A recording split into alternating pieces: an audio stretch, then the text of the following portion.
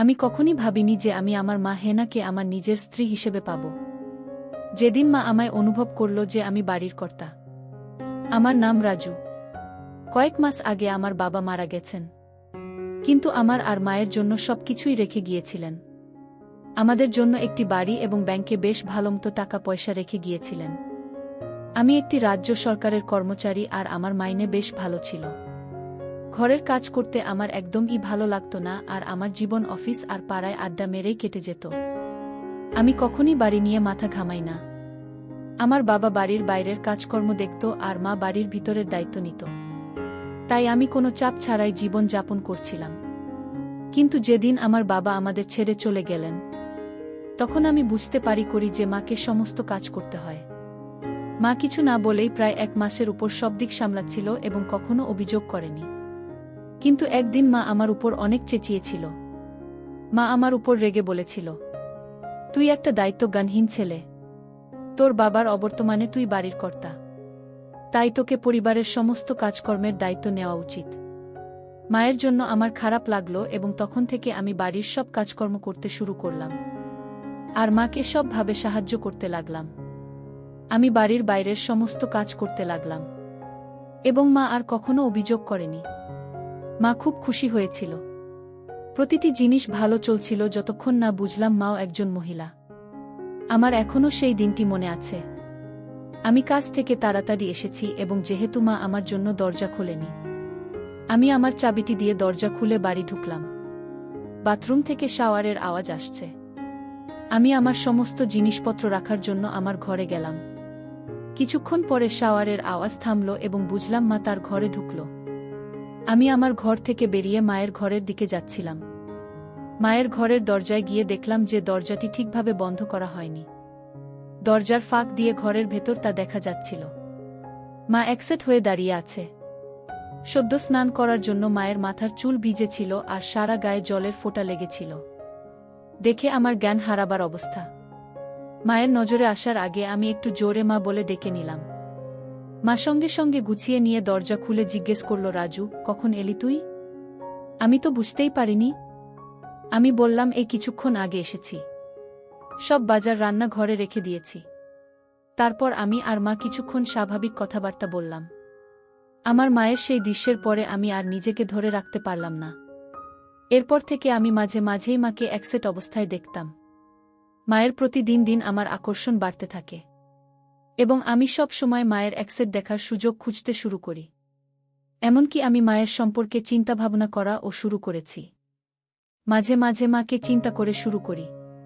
এই মুহূর্তে আমি বুঝতে পারি যে বাবা আমাকে বাড়ি এবং নগদ ছাড়া অন্য আরেকটা জিনিস রেখে গেছেন। সেটা হলো আমার মা এবং তার সুন্দর সমস্ত উত্তরাধিকার এর সেরা সম্পত্তি। এক রাতে আমরা টিভিতে একটি হিন্দি সিনেমা দেখছিলাম। এটি বিবাহবহির্ভূত সম্পর্কের স্বল্প বাজেটের সিনেমা ছিল। সিনেমাটায় অনেক দৃশ্য ছিল, যদিও পুরো দৃশ্য ছিল না, কিন্তু নায়িকার ডিপ কাট, নায়কের নায়িকাকে দৃশ্য বা নায়িকার দৃশ্যগুলো খুব ছিল। সিনেমাটা দেখতে দেখতে আমরা দুজনেই খুব হলাম। আমি দেখতে পাচ্ছিলাম যে মা খুব হয়ে ভারী শ্বাস নিচ্ছে। সিনেমার পরে আমরা সিনেমাটা সম্পর্কে কিছুটা আলোচনা করলাম এবং তারপরে আমরা আমাদের ঘরে চলে গেলাম। আমি এতটাই বিভোর ছিলাম যে ঘরে এসে আমার কিন্তু তারপরেও ঘুমোতে পারলাম না। সিনেমা এবং আমার মাকে নিয়ে ভাবতে ভাবতে হাতের কাজ করলাম। আমি দেখলাম যে আমাকে কিছু করতে হবে। আমি চিন্তা করলাম, যেহেতু আমি বাড়ির কর্তা, তাই বাড়ির মহিলাকে আমার কর্ত্রী বানাতে হবে। আমি আমার বাড়ির মহিলাকে সন্তুষ্ট করব এবং সে আমাকে সন্তুষ্ট করবে।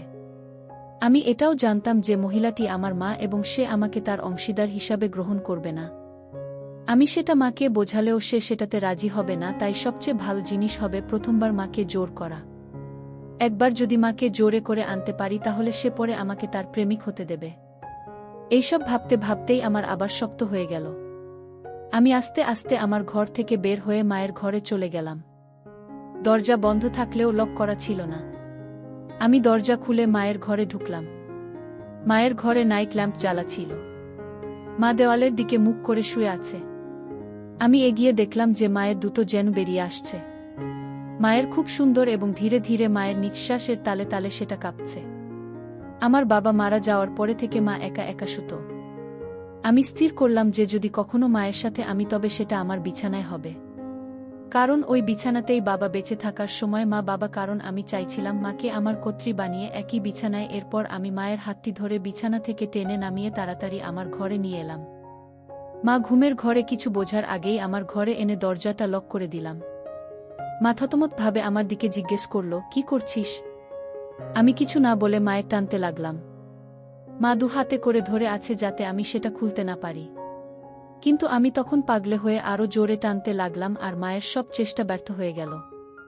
মা এবার বুঝতে পারছিল যে কি হতে চলেছে। মাকে ওই অবস্থায় দেখে আমার ফেটে বেরোতে চাইছিল। এরপর মাকে কাছে টেনে নিতেই মা আমাকে ধাক্কা দিতে শুরু করল।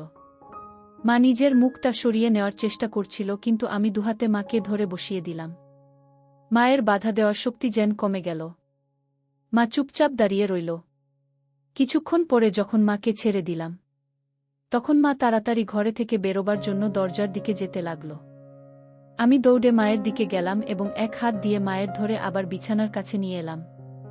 মা অবশেষে জিজ্ঞেস করল, কেন তুই আমার সাথে এরকম করছিস?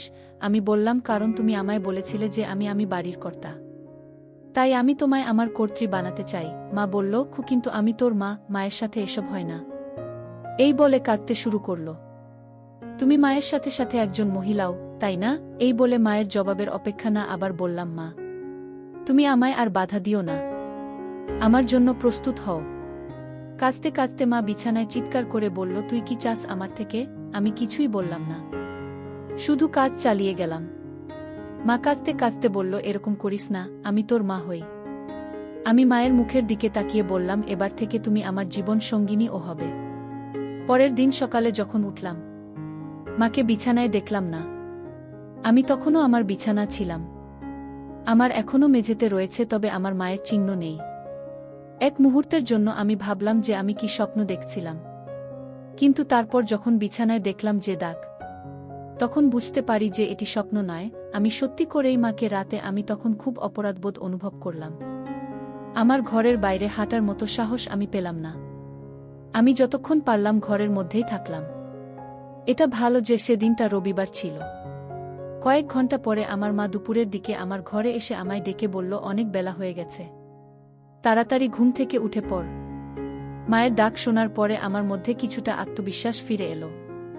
আমি তাড়াতাড়ি বাথরুমের কাজ করে আবার নিজের ঘরে চলে এলাম। আমি আমার মাকে আরও বেশি সময় এড়াতে চেষ্টা করেছি যতক্ষণ না সে আমাকে আমার লাঞ্চ খেতে ডেকেছিল। সেই দিনটি আমাদের দুজনের জন্য এক ভয়াবহ দিন ছিল। আমরা কখনই কোনো কথা বলিনি। এইভাবে আরও কয়েকদিন পার হলো, যেখানে আমি আর মা দুজন দুজনকে এড়িয়ে চলতে লাগলাম। যেহেতু আমি চাকরি করি, তাই অনেকটা সময় আমি বাড়ির বাইরে থাকতাম। না হলে এরকম পরিস্থিতিতে আমি হয়তো পাগল হয়ে যেতাম। এই সময়ে মা ও আমাদের প্রতিবেশী এবং নিকটাত্মীয়দের সাথে অনেক সময় দিত। সম্ভবত আমার থেকে দূরে থাকার জন্যই মা এটা করত বলে আমার ধারণা। প্রায় 1 মাস শেষ হবার পরে আমি ঠিক করলাম এইভাবে চলতে পারে না এবং আমাকে কিছু একটা করতে হবে। বৃহস্পতিবার আমাদের রাতের খাবারের পরে আমি মাকে বললাম, মা আমি খুব দুঃখিত এবং আমি কখনোই তোমাকে আঘাত করার জন্য এটা করিনি। আমি সত্যি তোমায় খুব ভালোবাসি। মা আমার দিকে তাকিয়ে তারপর কান্নায় ফেটে পড়ল। আমার খুব খারাপ লাগছিল। স্বাভাবিক অবস্থায় ফিরে আসতে আরও 2 দিন লেগেছিল। আমাদের মাছেলের সংস্কারের স্বাভাবিকতা কখনই ফিরে আসেনি। মা সর্বদা আমার কাছ থেকে দূরে থাকার চেষ্টা করেছিল এবং যখন পরিবর্তন করত অথবা ঘুমাতে যেত সবসময় নিজের ঘরের দরজা লক করত। প্রায় 3 মাস আমরা আমাদের জীবনকে এভাবেই কাটালাম। কিছুদিন পরে জিনিসগুলি স্বাভাবিক হওয়ার পরে আরও 2 সপ্তাহ পরে আমার মা তার বন্ধুদের সাথে একটি সিনেমাতে যায়। আমি জানতাম যে মা একটি মুভিতে যাচ্ছেন, কারণ মা আমার কাছ থেকে কিছু টাকা নিয়েছিল। আমিও নিজের কাজের জন্য শহরের বাইরে একটা ট্রিপে গেলাম। 2 দিন পরে যখন আমি আমার ট্রিপ থেকে ফিরে এলাম, যখন দেখলাম যে বাড়ির পরিবেশটা অনেকটাই আলাদা হয়ে গেছে। আমার মা খুব সুন্দর একটি শাড়ি পরেছে এবং তার চুলে ফুল লাগিয়েছে। সাধারণত বিধবা মহিলারা তাদের চুলে ফুল কখনো লাগায় না। মায়ের মনও খুব ভালো মেজাজে আছে বলে মনে হচ্ছে। আমি খুশি হয়েছি, কিন্তু মাকে এইভাবে দেখে হতবাক হয়েছি। আমি ঘরে এসে মায়ের জন্য আনা মিষ্টি মায়ের হাতে দিলাম আর মা হাসি মুখে সেটা নিল। মা আমার ট্রিপের ব্যাপারে অনেক কিছু জিজ্ঞাসা করল। আমি বুঝলাম যে মা আমায় ভালোভাবে গ্রহণ করেছে। আস্তে আস্তে আমিও অনেক স্বাভাবিকভাবে মায়ের সাথে কথা বলতে লাগলাম। আর মাকে খুব ভালোভাবে দেখতে লাগলাম। আমি খুশি হলাম যে মা স্বাভাবিক অবস্থায় ফিরে এসেছে। রাতের খাবারের পরে মা আমায় স্নান করে আসতে বলল। আমি অবাক হয়ে মাকে জিজ্ঞাসা করলাম, আমি এত রাতে স্নান করে কি করব? মা গম্ভীরভাবে বলল, আমি যখন বলছি তখন তুই স্নান করে আয়। আমি অনিচ্ছা সত্ত্বেও স্নান করতে গেলাম, কারণ আমি মাকে আর রাগাতে চাইছিলাম না। আমি স্নান করে ঘরে আসতে মা আমায় বলল, নতুন গেঞ্জি পরে ঘরে শুয়ে থাকতে বলল। আমি মাকে বললাম, মা আমার এখন ঘুম আসছে না। মা আমায় বলল, আমি যা বলছি সেটা তুই কর, অত প্রশ্ন করতে হবে না। আমি মাকে রাগাতে চাইলাম না, তাই নতুন গেঞ্জি পরে ঘরে এসে বিছানায় শুয়ে থাকলাম। চোখ বোধ করে চিন্তা করতে লাগলাম মায়ের এরকম পরিবর্তনের কারণটা কি। কিছুক্ষণ পরে দরজার আওয়াজ পেয়ে দেখলাম মা হাতে একটা মিল্কের গ্লাস নিয়ে আমার ঘরে ঢুকল। মা একটা সুন্দর হলুদ শাড়ি পরেছিল। শাড়িটা অনেকটা নিচে করে পরেছিল, তাই মায়ের সুন্দর দেখতে পেলাম। আমি মাকে এভাবে দেখে হতবাক হয়ে গেলাম। মা যেন ঠিক এক নববধূর মতো আমার ঘরে ঢুকল, কারণ সাধারণত নববধূ রায় হাতে মিল্কের গ্লাস দিয়ে এইভাবে ঘরে প্রবেশ করে। এক মুহূর্তের জন্য আমি ভাবলাম যে এটা হতে পারে না। আমি আমার চোখকে বিশ্বাস করতে পারছি না।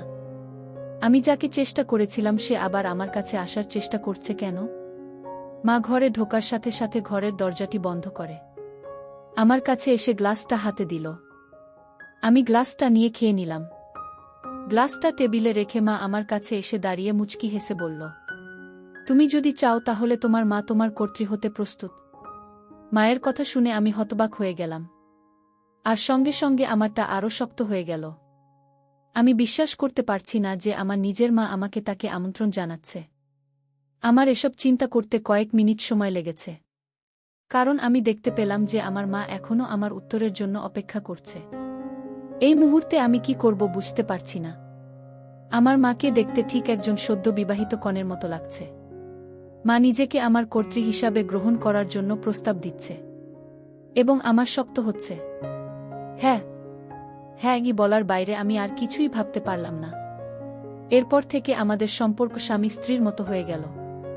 মা আমার ঘরে প্রতি রাতে শুতে আসত। কারো কৌতূহল হতে পারে তাই মায়ের ঘরের বিছানাটাও সাজানো থাকত। দিনের বেলায় যখন কেউ আমাদের চারপাশে থাকে তখন আমরা কেবল মা এবং ছেলে, কিন্তু রাত হলেই আমার স্বামী ও স্ত্রী হয়ে যেতাম। মা স্বামীর কাছ থেকে ফিরে আসার অপেক্ষায় স্ত্রীর মতো পোশাক পরে আমার জন্য অপেক্ষা করত। আমি যখন কাজ থেকে বাড়ি ফিরে আসি তখন আমার মা সুন্দরভাবে সেজেগুজে থাকত। মা আমার কাছে স্ত্রী এবং আমি তার স্বামী ছিলাম। কয়েক মাস পরে ৪৩ বছর বয়সে আমার মা হেনা আবার হল। এবার মায়ের আমার বাচ্চা, তার নিজের ছেলের বাচ্চা। আমি খুশি আমাদের বাচ্চা আর ৬ মাসের মধ্যে পৃথিবীতে ভূমিষ্ঠ হবে। এইভাবেই মা আর ছেলের প্রেমের সম্পর্ক আর সংসার চলতে লাগল। এখন মা আর আমি দুজনেই খুব খুশি। সবাই দোয়া করবেন।